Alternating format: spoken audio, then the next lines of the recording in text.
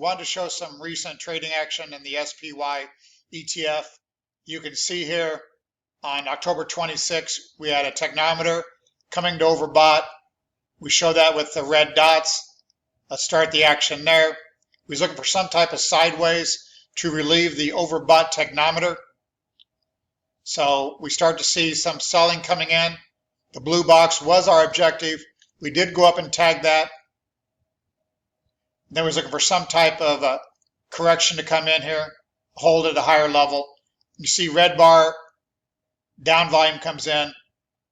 OP, which is volume, hits a new low while price is at a higher low. We also get an oversold technometer. Those are trades you want to take. Oversold technometer, divergence between price and volume. So he's looking for some type of C-wave rally here to the probably 410, 415 level. Technometer still neutral at 43.